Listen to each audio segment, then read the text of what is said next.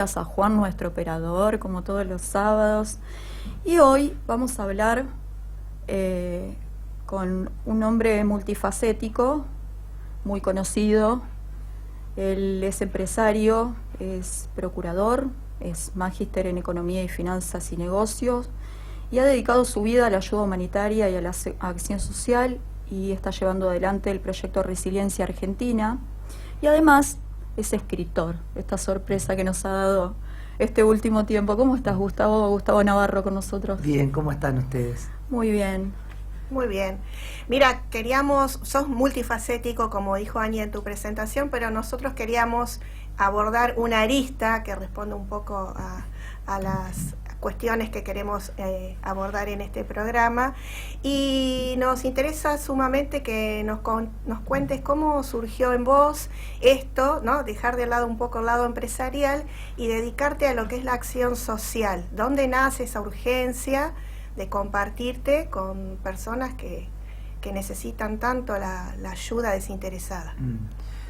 Y nace cuando tenía 12 años, en realidad. Tengo 55. A los 12 años yo, por cuestiones de conflictos familiares muy profundos, termino en la calle, durmiendo en las plazas de mi ciudad. De los 12 a los 15, y eso también me ayudó muchísimo el colegio me cobijó y dormía en el colegio. Después cuidaba el colegio, y eso fue de a poco, entre una preceptora, la directora del colegio, me fueron ayudando, y las necesidades que uno pasa, no tan solo las físicas, las necesidades, vamos a decir, de alimentación, sino pasan otras necesidades que tienen que ver con las necesidades almáticas, las necesidades de estar contenido, porque al ser adolescente uno necesita contención, necesita amor, necesita cuidado, necesita guía, consejo. Y bueno, todas esas cosas las sufrí en esa etapa de mi vida, y al cabo de los 22 años, a los 16 me reinserto realmente en la sociedad, empiezo a trabajar en el Estado, del cual ya estoy jubilado también, del Estado. Cumplí con mis roles, y fue muy, muy significativo el pasar mi vida por el Estado. También me ayudó mucho a ordenarme, a organizarme como persona, a estudiar, a fortalecerme. Pero esa fue la base. A los 22 años tuve un cambio rotundo, porque uno, cuando viene por un proceso de eso, lleva años de rebelión, la rebeldía interna. Uno no puede comprender ni entender lo que a uno le está sucediendo hasta que me tocó chocarme con una pared. Y ahí es como que entré en razón, y empezó un cambio en mi vida, y ahí empieza un despertar. Es decir, con todo lo que viví tengo que hacer algo por otros. Y empecé muy de a poco. Empecé yendo al Chaco, agarré una mochila un 15 de julio acá en La Plata, me subí un flechabús y me fui al Chaco, sin saber el destino. Y me bajo a la altura de Colonia Elisa, y de ahí voy a Cabral Cuezo, Sol de Mayo, Eduvige, Las Palmas, Las Leonesas, todos parajes. Y ahí empieza mi primer contacto para ver la vulnerabilidad y qué puedo hacer desde esa vulnerabilidad de la gente, desde el aspecto, por eso la acción social es integral. O sea, yo empecé haciendo asistencialismo, ¿no? Claro. Entendamos que no entendía ni comprendía lo que era la acción social, pero sí empecé a trabajar desde el asistencialismo, y el asistencialismo fue como que empecé a tirar desde la punta de un ovillo que hasta el día de hoy no se te cortó, sigo. Y empecé a ver las necesidades desde cómo abordarlas integralmente. Empecé a entender las necesidades almáticas, porque el ser humano es integral, no tan solo tiene necesidades físicas, sino es espíritu, alma y cuerpo. En esas áreas necesitamos ser restablecidos, restaurados, como le queramos llamar, y en pos de que cuando uno empieza día a día a mejorar, haciendo introspección, ve los mecanismos que puede abordar en los demás. Para eso también se hace un estudio, ¿no? Uno va aprendiendo, después, bueno, fui creando Claro. grupos interdisciplinarios, porque uno no sabe todo, uno necesita aprender. Pero en el caminar día a día de la vida fui aprendiendo, que eso después me llevó a 4 continentes del mundo. Gustavo, escuchándote esto que decís y toda tu experiencia, ¿cómo hoy, mirando hacia atrás, mirando toda tu vida, todo lo que pasaste, esa capacidad que tuviste para renacer de todas las cosas que te pasaron, cómo te definirías? ¿Quién es hoy Gustavo Navarro? Un servidor. Nada más que eso. Que lo hace por amor. Qué hermosa palabra. Sí, reúne un montón de... Un montón de cosas, ¿no? Es muy Amor. sublime. Y contanos este proyecto que viajaste hace poquito, ¿no? Sí. A Misiones. Claro, bueno, a raíz del libro Resiliencia, que habla de sobreponerse a momentos traumáticos de la vida y pararse sobre ellos y en pos de ellos poder ayudar a los demás, hacerse fuerte, y desde ahí esa capacidad de renacer, digo yo, porque hablo del renacimiento. O sea, si no hay reconocimiento, no hay crecimiento, no hay renacimiento. Desde ese punto escribo este libro con el fin de que sea 100% solidario. Todo lo recaudado, yo no toco un solo peso, lo recaudado va a cuentas que la administran otras personas, Ajá. Con el fin de poder lograr objetivos de... Nace Resiliencia Argentina con el fin de que se haya proyectos productivos integrales para que tengan fuente de trabajo y erradicar la pobreza. Porque una cosa es el asistencialismo prosigue las necesidades, pero la acción social integral erradica el mal de una comunidad. Para eso necesitamos tener una visión comunitaria específica. Para lograr tener una visión comunitaria específica, necesitamos entender la problemática y saber cuál es el nudo de inflexión, cuál es el problema que aqueja a esa sociedad, a esa región. Para eso, dentro de una región o una subregión, hay diferentes subculturas que llegan a tener una cultura regional, no general. La cultura general es de una nación. Entonces, entender que esa cultura que se está creando en esa región, ver cuál es el nudo, el dolor, el cáncer que hay que extirpar. Y hay que actuar en consecuencia. Eso es acción social integral. Tanto podemos hablar desde lo emocional, porque hay lugares que... Yo he llegado a Banda de Lucero, es un pueblito que está cerquita de Copacabana, en Catamarca, y cuando yo ingresaba a ese lugar, haciendo un estudio de la subcultura regional de Tinogasta, en Catamarca, porque es una región que tiene muchos pueblitos, pero hay subculturas chiquititas que forman esa cultura regional, me encuentro con un adolescente colgado. Cosas fuertes. Sí. Entonces digo, ¿por qué sucede esto en este lugar? Bueno, el problema era un puente. Quedaba incomunicado, los adolescentes no se sentían parte, los adolescentes no tenían comunicación, y al quedar cerrado con la crecida de los ríos, esos adolescentes no podían interactuar con la sociedad. Entonces entraban en depresión. Eso también pasa en el sur argentino, por los grandes periodos invernales en el sur. Se encierran mucho y hay mucha depresión, que eso también lleva a que muchos chicos entren en adicciones. O sea, podemos hablar de Caleta Olivia, podemos hablar de la Radatili, que parece un lugar muy lindo, turístico, del lado de Chubut, entre Chubut y Santa Cruz. Podemos hablar del mismo Comodoro Rivadavia, el barrio Máximo Abasolo. Yo he caminado la Argentina, camino continuamente, y hay pueblos que tienen, y regiones que tienen muchísima necesidad, y que tiene que ver con esto, tiene que ver con cómo entendemos el nudo del problema, la atención que debemos tener, como también están las necesidades. Por ejemplo, en el barrio Máximo Abasolo, que lo nombré, la mayoría de los niños tienen adultismo, muchos manejan arma a los 6, 7 años, pasan por cuestiones que solamente un adulto pasa. Entonces, no es tan solo que podemos abordar la acción social desde solamente brindarles un trabajo y tenga reinserción laboral, sino ver el conjunto de necesidades que tienen estas familias que estamos introduciendo al mercado laboral para sacarlas del asistencialismo, para que sepan y sean capacitadas, para que puedan tener su propio reconocimiento que ellos pueden, y desde esa autoestima también trabajar en ellos para que se hagan fuertes y ellos hagan fuertes a otros. O sea, esto es un trabajo integral. Es un trabajo integral que vos, como vos bien lo estás relatando, y mientras nos contabas yo pensaba cuánto falta, ¿no?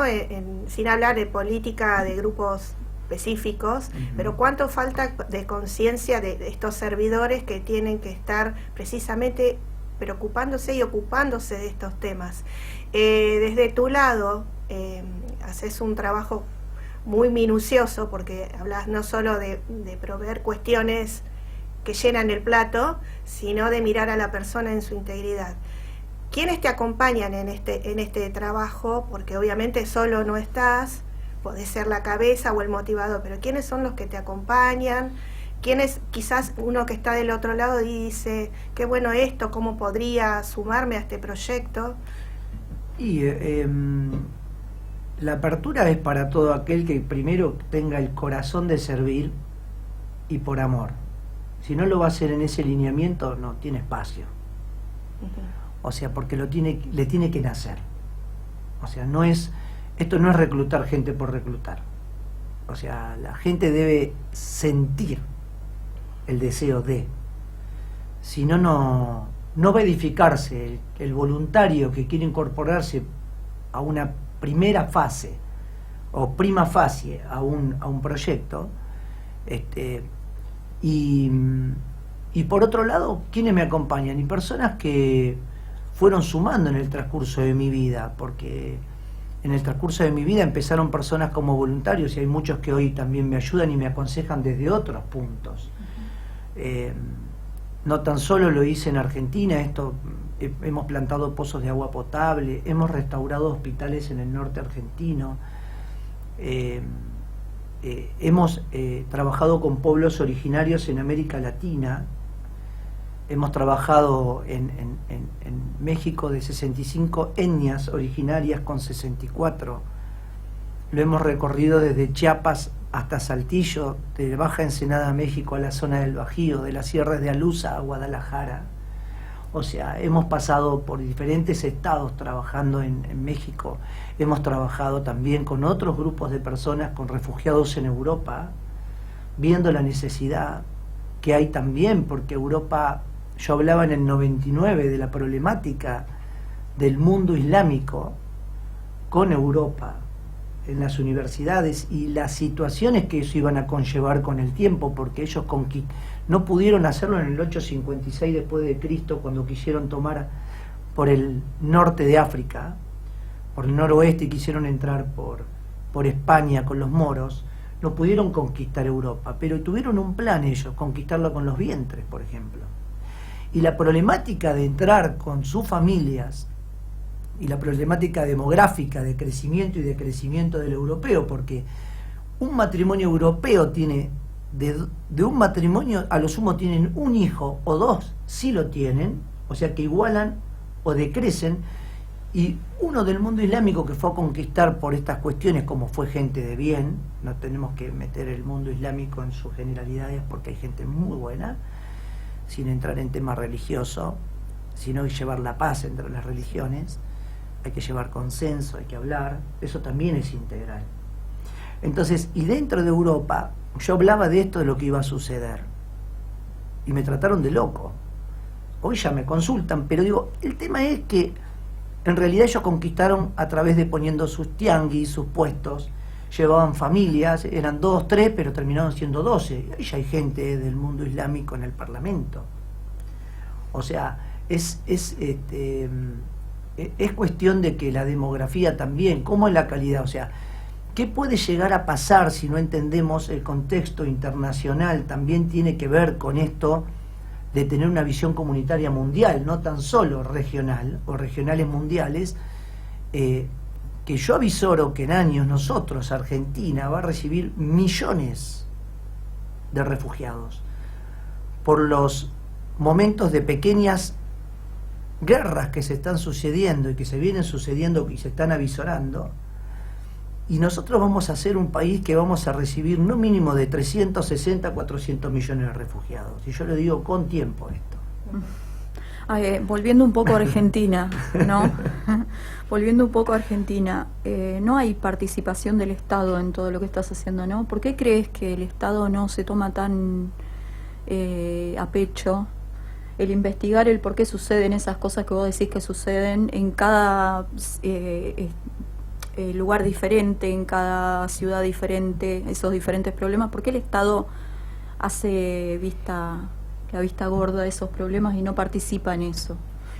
Yo creo que el Estado es muy grande, las extensiones del país son muy grandes, como para poder achicar la situación. Pero como cada gobierno provincial tiene su autonomía, yo creo que tendría que es una cuestión de orden. Acá no hay más que una cuestión de orden, de una directriz clara y un orden claro para poder ejecutar. Si bien es difícil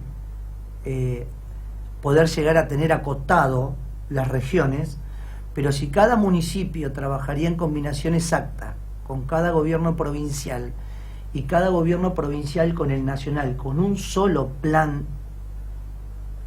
de poder ejecutar, un solo plan.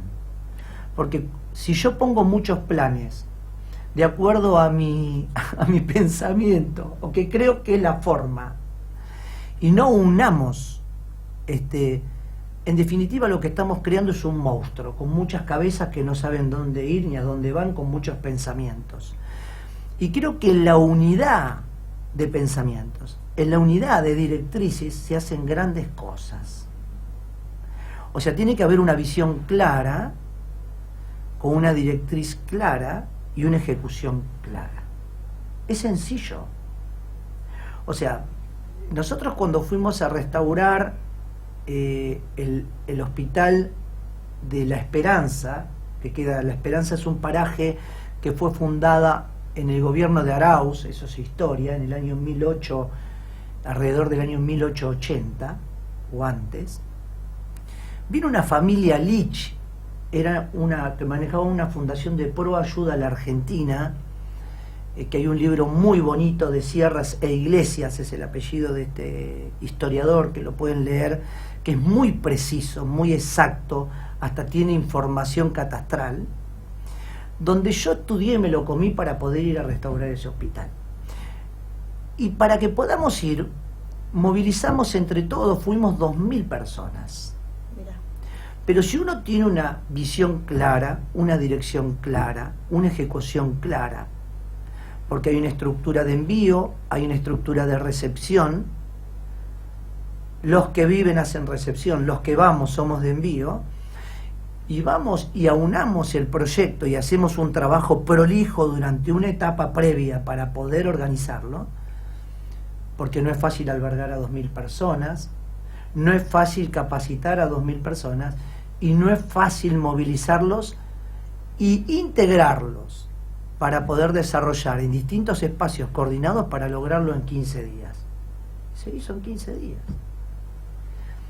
Entonces eso hizo que las partidas presupuestarias del Estado, que estaban cerradas para ese hospital, que trabajaban con 3.000 o 4.000 personas de las originarias, que estaban en la zafra de la caña, que fue el ingenio Lich, que después fue un ingenio del Estado, y que es el ingenio más grande en territorio, no en producción, pero sigue siendo el ingenio más grande del país, se pudo abordar el problema y se llevó aparatología médica, se hizo la parte de estadísticas nueva, la parte de farmacia nueva, se restauró todo el hospital, se pintó, se arreglaron techos, se dejó nuevo, y hoy sigue abierto. No quedó otra que al tomar la gente, y si ustedes, ¿por qué lo hacen? Por amor. No sacamos ningún rédito ni político, porque creo que lo que viene para el mundo, no tan solo para Argentina, porque va a suceder, es que van a empezar a brotar nuevos líderes de la sociedad civil. No van a brotar líderes de la política, porque el sistema político en sí, la política es buena. Lo que está mal y está corrompido es el corazón del hombre. Claro. Porque lo que ejerzamos y estamos mal, eso no va a poder suceder nunca porque se va a corromper. O sea, sí creo en la restauración de la integralidad, que puede ser como el óxido, que a veces pasa a ser más duro que un hierro después, si las personas tomamos conciencia. ¿Qué clase de ser quiero ser? ¿Qué clase de ser político quiero ser? ¿Qué clase de ser padre quiero ser? ¿Qué clase de ser humano quiero ser? ¿Y qué clase de ser altruista quiero ser? O sea, en todas las áreas. No estamos señalando una área ni que fulano, no, eso no sirve. Debemos construir, debemos hacer un trabajo interno para restablecer una nación. Y empieza por casa de cada uno, no empieza por un político ni empieza por un sistema. Acá lo que nosotros debemos hacer es unirnos, dejarnos de estar mirando que si yo soy de River o de Boca, o si soy de Racing o Independiente. Nosotros tenemos que apoyar lo bueno de cada club. Y lo que está débil, si yo soy fuerte, apoyarlo y cambiarlo y unirnos para que esto salga adelante. Acá no hay otra salida. Y no va a haber otra salida. Sí va a suceder. Si no advertimos el tiempo adecuado, vamos a ir a un caos. Porque vamos a tocar más fondo. Es sencillo de saberlo. Ahora, si nosotros advertimos juntos y nos unimos y llegamos a un consenso real entre los de a pie y los que están arriba, y todos juntos nos ponemos de acuerdo y nos apoyamos, ¿cómo no va a salir adelante? De un día para el otro sale adelante. Es sencillo. Chicos, ¿le parece si hacemos un cortecito, un segundo? Dale. Ahí vamos.